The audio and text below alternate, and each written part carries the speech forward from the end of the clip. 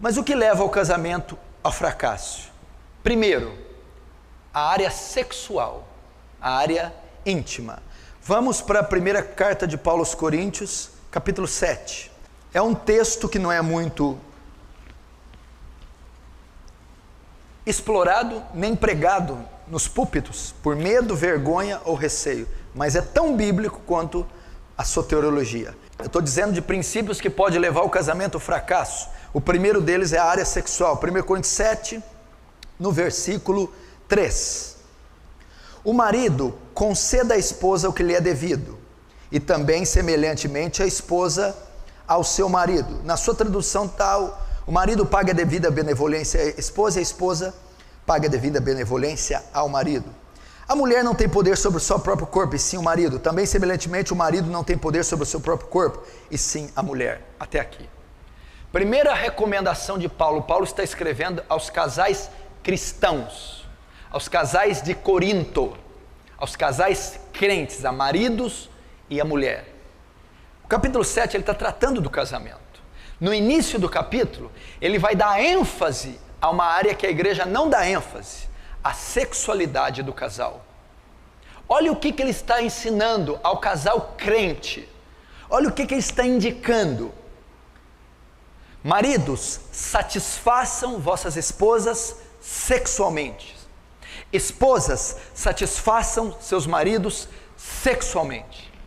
Tem gente que acha que o sexo é pecado, que o sexo foi um distúrbio do pecado ou uma criação demoníaca.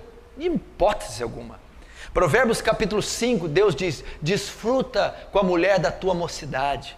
O sexo é bom, o sexo é santo, o sexo é puro e o sexo é legítimo.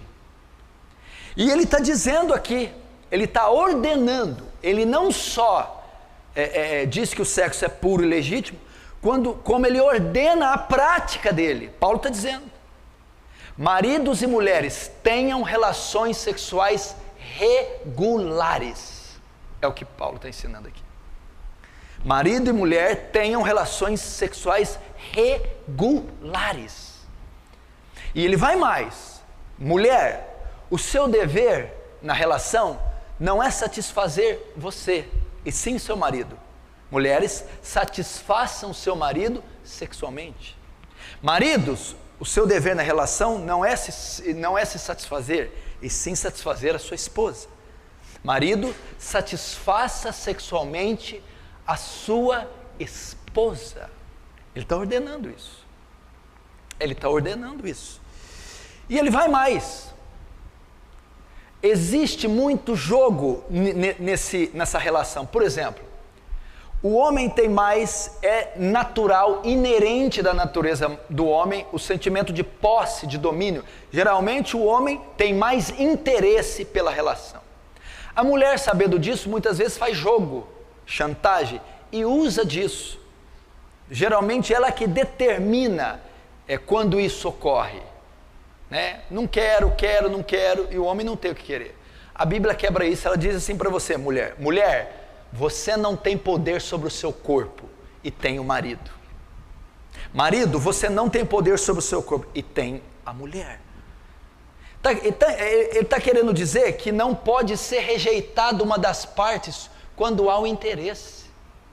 Que o seu corpo, ou seja, a opção de satisfazer ou não pertence a você, e sim ao marido ou à esposa. Então é pecado fazer esse tipo de chantagem, esse tipo de jogo. Isso não pode ocorrer em hipótese alguma. Você não determina isso. Não, eu não quero, não vou fazer, ou eu vou usar disso para alcançar um interesse meu. Muitas mulheres fazem isso, alguns homens também. Pecado. Isso não pode ser feito. Isso é pecado. E quando isso ocorre, já começa o fracasso do casamento. Vamos mais para você ver. Olha lá. É a parte mais séria. Verso 5, 1 Coríntios 7, 5. Não vos priveis um ao outro, salvo talvez por muito consentimento, por algum tempo, para vos dedicardes à oração, e novamente vos ajuntares, para que Satanás não vos tente por causa da incontinência. Aí, amém? Até aí. Não vos privais uns aos outros. Paulo está dizendo, não deixem de ter relações regulares. Não deixe de ter. Paulo está dizendo que um casal, enquanto está em atividade, 50 até 60 anos, não sei até quando o corpo biológico, fisiologicamente for permitido, não pode, hipótese alguma, deixar de ter relações regulares. Não pode haver. Se o casal tem 80 e 88 ou tem 85, não tem mais condição. Mas enquanto está em atividade hormonal, não pode deixar de ter relação regular. Só pode um caso aqui. Primeiro, mútuo consentimento. Os dois têm que concordar. Se uma parte não concordar, não pode. Olha, essa semana eu não quero fazer. Eu não concordo. Não pode. Primeiro, tem que ter mútuo consentimento. Segundo, só por uma causa, para dedicar jejum e oração. Ah, porque eu estou cansada. Não pode. Ah, porque eu estou estressada. Não pode. Para que você quer ficar um tempo? Para me dedicar a jejum e oração para uma causa. Ah, não, eu concordo. Você concorda? Concordo. Para dedicar a oração? Tudo bem. Se não for para isso, e ambas as partes não concordar, pecado. Não pode. Aí se eu fizer, por que Paulo ordena ter relação íntima regular? Para que Satanás não tente uma das partes.